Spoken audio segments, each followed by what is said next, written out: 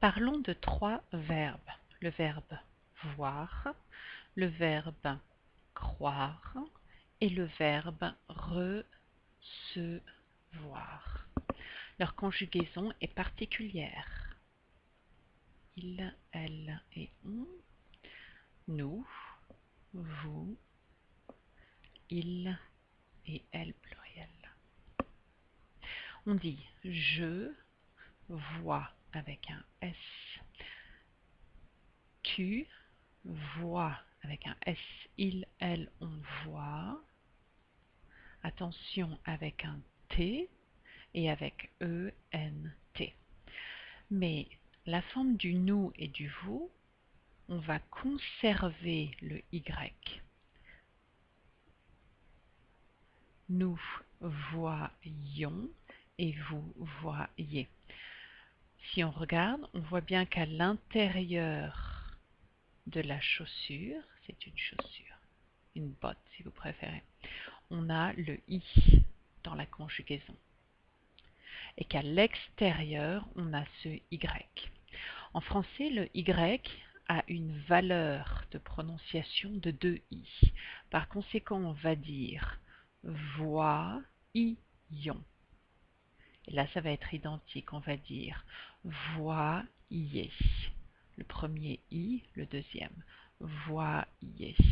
En français, la prononciation du Y se prononce comme étant 2i en général quand on a voyelle, voyelle. D'accord? Ok.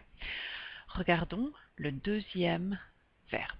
Et la conjugaison est quasi similaire. On va dire je crois, tu crois, il, elle, on croit, il, elle pluriel, croit.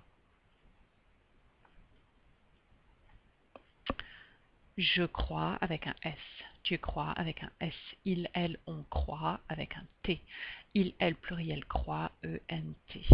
Notez prononciation identique. Je vois, tu vois, croit, croit, croit, croit. La consonne silencieuse. D'accord? La forme du nous et du vous sera identique. On va utiliser le Y qui a toujours une valeur de 2i. Prononciation. Nous croyons. Nous croyons. Vous croyez avec ce Y. Et une fois de plus, ça ressemble à une botte, à une chaussure. Si on a le il, elle et le on. D'accord? Notez que le verbe voir est irrégulier au participe passé. Le participe passé, ce sera vu, vu. Le participe passé du verbe croire, ce sera cru. D'accord? Ça, c'est le participe passé. Notez que le futur, la forme du futur est aussi irrégulière. Ce sera V, E, R, R. Je verrai, AI. Tu verras, AS. Il, elle, on verra, A, etc. Le futur du verbe croire, ce sera croirait et on va éliminer ce E, d'accord? Parce que c'est un verbe du troisième groupe. Croirait, AI, croira, AS, etc. Parlons du verbe recevoir, qui est légèrement différent. On va dire je reçois. Tu reçois. Et on a besoin de la CCDI. Il, elle, on reçoivent. Ok. Je, tu, il, etc. On a le S pour le je classique et on a besoin de la CCDI pour la prononciation. Je reçois, tu reçois, il, elle, on reçoit avec un T. Il, elle pluriel reçoivent, E, N, T et avec la CCDI.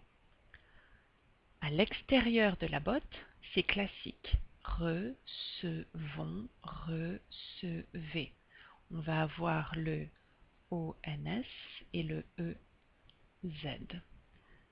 Si on regarde à l'intérieur de la chaussure, de la botte, qu'est-ce qu'on a? On a deux éléments. Élément numéro 1, ça va être la CCDI de prononciation. D'accord? Élément numéro 2, ça va être ce i qu'on retrouve aussi. À l'extérieur de la botte, notez que le radical c'est la base d'un verbe. Le radical est identique. D'accord?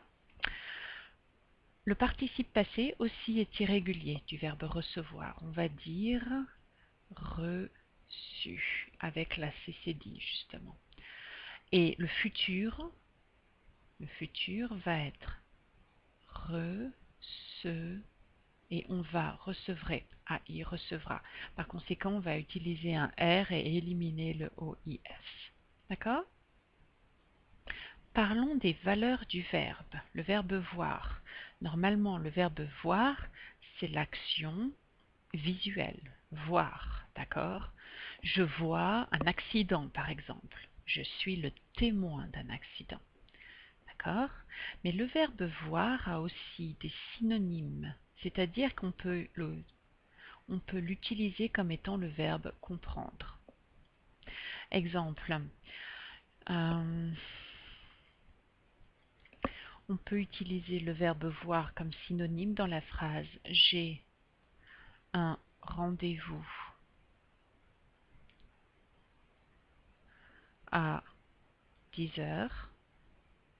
Je ne peux pas aller au café avec toi. Si on imagine que c'est un rendez-vous chez le docteur. Et la personne numéro 2 va répondre je vois. Je vois. Et dans ce cas-là, ça veut dire je comprends. Je comprends la situation. D'accord? C'est un synonyme de je comprends. Le sens numéro 1, signification numéro 1, c'est ce contexte visuel. Je vois quelque chose. Numéro 2, c'est cette idée de comprendre quelque chose dans une situation. D'accord? Le verbe croire a aussi plusieurs significations. En général, la préposition qu'on utilise, c'est croire à quelque chose. Exemple, je crois au Père Noël. Ici, on a la contraction de A, le Père Noël, d'accord, c'est masculin, c'est impossible. Je crois au Papa Noël, d'accord, qui vient le 25 décembre, par exemple. Vous voyez? Attention, on utilise la préposition en quand c'est une déité, quand c'est un dieu. Exemple, on peut dire je crois en Dieu si la personne est religieuse. C'est la préposition en. D'accord? Ça, c'est la signification numéro 1. On a une autre signification en conversation. Exemple, la prof est absente aujourd'hui.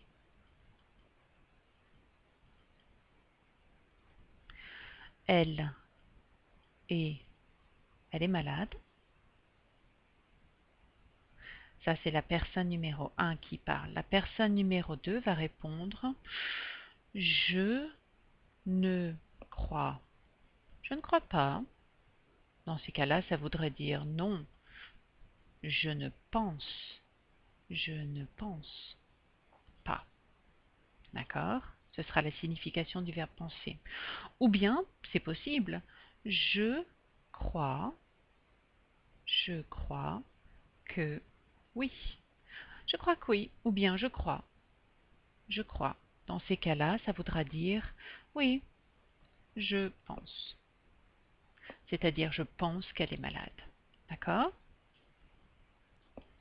Signification numéro 3 du verbe croire, c'est l'examen.